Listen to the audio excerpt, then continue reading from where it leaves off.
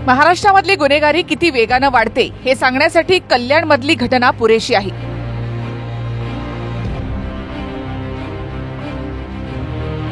सराईत गुन्हेगार तुरुंगातून जामीन मिळवतो काय आणि बाहेर येऊन पुन्हा अल्पवयीन मुलींना शिकार करतो काय?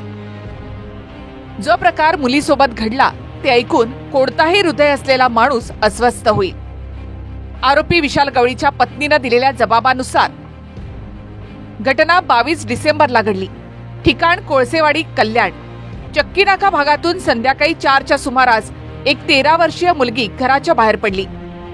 आरोपी विशाल गवळीनं तिचं अपहरण करून स्वतःच्या घरी आणलं। तिच्यासोबत गैरकृत्य करून नंतर तिची हत्या केली। बँकेत काम करणारी आरोपीची पत्नी साक्षी गवळी संध्याकाळी 7 वाजता घरी परतली। आरोपीनं घडलेला सगळा प्रकार आपल्या पत्नीला सांगितला।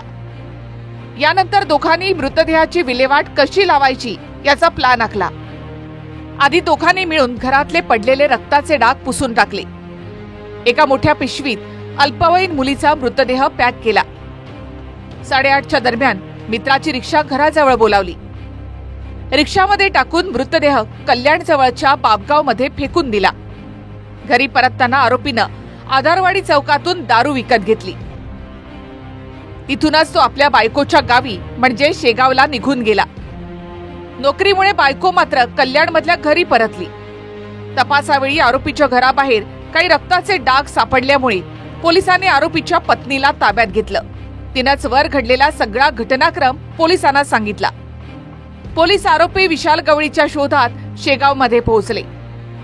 तिथे दाढी करून आरोपी वेशांतर स्थितीमध्ये राहणार होता, पण त्याआधीच त्याच्या मुसक्या आवळल्या गेल्या। साधारण 12 महिन्यांपूर्वी अल्पवयीन मुलीच्या बलात्काराच्या प्रकरणात त्याला अटक झाली होती।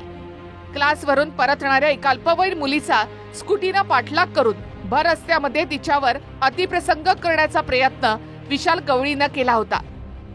त्यावेळी अटकेत घेतल्यानंतर पोलीस कोठडीमध्ये असतानाही मुजोर आरोपीने विक्ट्रीचं साईन दाखवून आपलं कायदाही काही करू शकत नाही असं तो सांगू पाहत होता। याच व्यक्तीनं आता 3 दिवसांपूर्वी पुन्हा एका अल्पवयीन मुलीचं अपहरण करून तिच्यावर अत्याचार केले आणि तिची निर्घृणपणे हत्या करून एका कब्रस्थानजवळ तिचा मृतदेह फेकून दिला। आरोपी विशाल गवळीवर गेल्या 3 वर्षात 6 गुन्हे दाखल आहेत, ज्यामध्ये 2 अल्पवयीन मुलींचा विनयभंग, एक जबरी चोरी, मुलावर लैंगिक अत्याचाराचा गुन्हा, मारहाण आणि आता अल्पवयीन मुलीचं अपहरण करून अत्याचार आणि हत्येच्या गुन्ह्याचा समावेश आहे।